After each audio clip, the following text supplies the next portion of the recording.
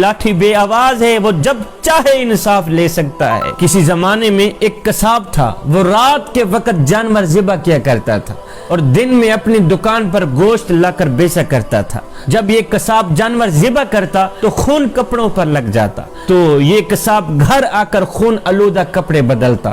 ایک رات یہ قصاب جانور ذبح کر کے آ ہی رہا تھا کہ راستے میں سے ایک شخص شور مچاتا ہوا آیا، اس قصاب کو پکڑ لیا۔ جب پکڑ لیا تو اس قصاب نے دیکھا کہ اس پکڑنے والے شخص کے جسم سے خون بہ رہا ہے۔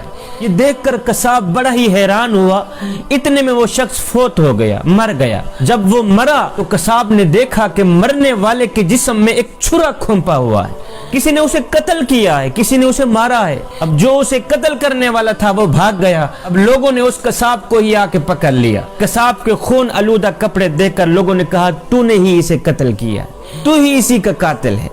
لوگوں نے اس قصاب کو پکڑ لیا، قاضی کے پاس لے گئے، قصاب پر مقدمہ چلایا گیا۔ لوگوں کی گواہی سن کر قاضی نے قصاب کو پھانسی کا فیصلہ سنا دیا۔ جب قصاب کو پھانسی کے لیے تختے پہ لایا گیا تو قصاب کی آنکھوں سے آنسو نکل رہے تھے۔ قصاب کی آنکھوں سے نکلے آنسو دیکھ کر تختے پر لانے والے پولیس افسر نے پوچھ لیا کیوں رو رہے ہو؟ اب کچھ زیادہ ندامت ہونے لگ گئی۔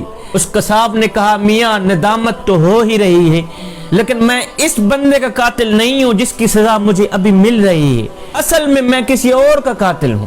میاں میں اس بندے کا قاتل نہیں ہوں جس کی سزا مجھے مل رہی ہے، جس کی سزا میں مجھے پھانسی دی جا رہی ہے، اصل میں کسی اور کا قاتل ہوں۔ پولیس والے نے کہا وہ کیسے؟ قصاب نے کہا میاں سن، میں بہت عرصہ پہلے کشتی چلایا کرتا تھا۔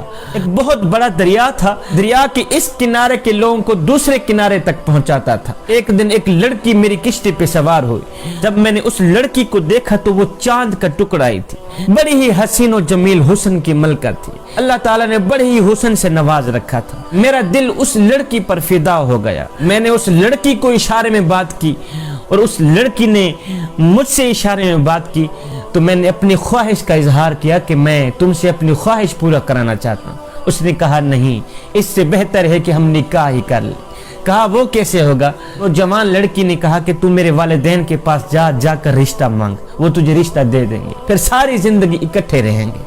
کہتا ہے میں نے جا کر لڑکی کے والدین سے رشتے کی بات کی، انہوں نے کہا ہماری لڑکی تو اتنی حسین و جمیل ہے، خوبصورت، پڑھی لکھی ہے، اللہ کی نیک بندی ہے، تیرے اندر تو ہمیں ایک خوبی بھی نظر نہیں آتی، لہٰذا ہم تجھے اپنی لڑکی کا رشتہ نہیں دیتے، تو یہاں سے چلا جا۔ میں بہت ہی مایوس ہو کر واپس چلا گیا۔ میری اس محبت میں، میرے پیار میں، میری مایوسی میں 2 سال گزر گئے۔ 2 سال کے بعد ایک دن میں کشتی چلا رہا تھا، ایک عورت میری کشتی پہ سوار ہوئی۔ اس عورت کے ساتھ اس کا ایک بچہ بھی تھا۔ جب میں نے غور کیا تو دیکھ کر حیران رہ گیا کہ یہ وہی لڑکی تھی جس کی محبت میں 2 سال میں نے بڑے ہی مشکل سے گزارے۔ یہ وہی عورت ہے جس کے عشق میں، جس کے پیار میں میں نے 2 سال بڑے ہی مشکل سے گزارے۔ اب میں نے کیا کیا؟ میں نے اس سے باتیں کرنا شروع کر دی۔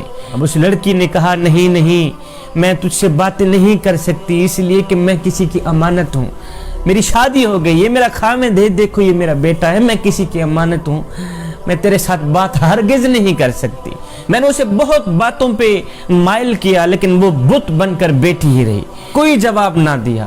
ادھر میرے دل میں گناہ کا خیال آیا کہ آج وقت ہے میں کچھ نہ کچھ کر ہی لوں، آج وقت مل گیا ہے کہ میں اپنی خواہش پوری کر ہی لوں۔ 2 سالوں کی محبت میں نے دل میں سما رکھی ہے، 2 سالوں کا پیار میں نے دل میں سما رکھا ہے، آج وقت مل گیا ہے کہ میں کچھ نہ کچھ کر ہی لوں اس کا۔ اب میں نے اس لڑکی کو کہا کہ میرے قریب آؤ، میری خواہش پوری کرو۔ وہ لڑکی کانپ اٹھی، کہا خدا کا نام لو، اللہ سے ڈرو، اس کے عذاب سے ڈرو، میں کسی کی امانت ہوں۔ تو صاحب کہتا ہے میرے اوپر درندگی کا بھوت سوار تھا، میں نے اس کے معصوم بچے کو چھین لیا۔ میں نے کہا اب میری خواہش پوری کرا دو تو ٹھیک ہے، نہیں تو تیرے بچے کو مار دوں گا۔ کہتی نہیں، ہرگز نہیں، میں اللہ کے حکم کو نہیں توڑ سکتی۔ تو میں نے اس کے بچے کو دریا میں ہی ڈال دیا، مار دیا، اس کو ختم کر دیا، پانی میں ہی پھینک دیا۔ میں نے کہا تیرا بچہ تو اب مر گیا، اب تیرے پاس وقت ہے۔ وہ چیختی رہی، چلاتی رہی، میرے آگے منتیں کرتی رہی، میرے آگے وسیلے دیتی رہی، میرے آگے فریادیں کرتی رہی، لیکن مجھے پھر بھی رحم نہ آیا اور میرا دل پھر بھی نرم نہ ہوا۔ میں نے کیا کیا، زبردستی سے اس لڑکی کو پکڑا, اس کے ساتھ میں نے گناہ کیا. گناہ کرنے کے بعد میرے ذہن میں خیال آیا کہ اگر اسے میں ایسے چھوڑ دوں تو یہ گھر جائے گی, اپنے بچے کے قتل کا مقدمہ میرے اوپر درج کرائے گی اور مجھے پھانسی پہ لٹکا دے گی. اس سوچ کی بنیاد پر میں نے اس لڑکی کو بھی جان سے مار دیا.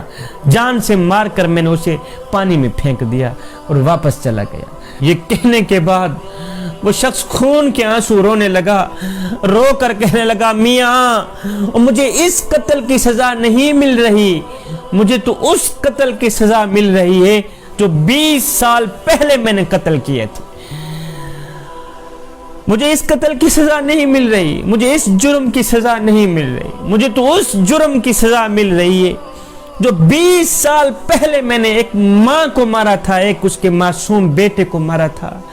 ہے اللہ کی لاٹھی بے آواز ہے, میں نے 20 سال پہلے اس ماں بیٹے کو قتل کیا تھا. آج 20 سال بعد اللہ نے مجھے پھانسی کے تختے پہ کھڑا کر دیا. میاں اس آدمی کو میں نے ہرگز قتل نہیں کیا, یہ جو مجھے سزا مل رہی ہے یہ 20 سال پہلے جو میں نے قتل کیے تھے یہ اس کی سزا مل رہی ہے. اللہ کی لاٹھی بے آواز ہے, وہ جب چاہے انصاف لے سکتا ہے. جوانوں, جیسا کرو گے ویسا بھرو گے. آج نہیں تو کل, کل نہیں تو پرسوں, زندگی کے کسی نہ کسی موڑ پہ اپنا کی آخر بھگتنا ہی پڑے گا. نیکی کرو گے, نیکی کل تمہارے کام آئے گی, دنیا میں بھی کام آئے گی, آخرت میں بھی کام آئے گی. کسی کی بیٹی کو اپنی بیٹی سمجھ کر اس کے سر پر شفقت بھرا ہاتھ رکھو گے تو کل تیری بیٹی کے سر پر بھی کوئی شفقت بھرا ہاتھ رکھے گا. کسی کی بیٹی کو اپنی بیٹی سمجھو گے تو کوئی تیری بیٹی کو بھی اپنی بیٹی سمجھے گا. اگر تو کسی کی عزت اور آبرو کا محافظ رہے گا تو اللہ تعالیٰ فرشتے بھیج کر تیری بیٹی کی عزت اور آبرو کی حفاظت کرے گا. اور دوسری بات, میں یتیموں کے سروں پر شفقت بھرا ہاتھ رکھتا ہوں, اس لیے کہ جب میں مر جاؤں کوئی میری اولاد کے سر پر بھی شفقت بھرا ہاتھ رکھے. میں غریبوں کی مدد کرتا ہوں, اس لیے کہ غریب ہونے میں وقت نہیں لگتا.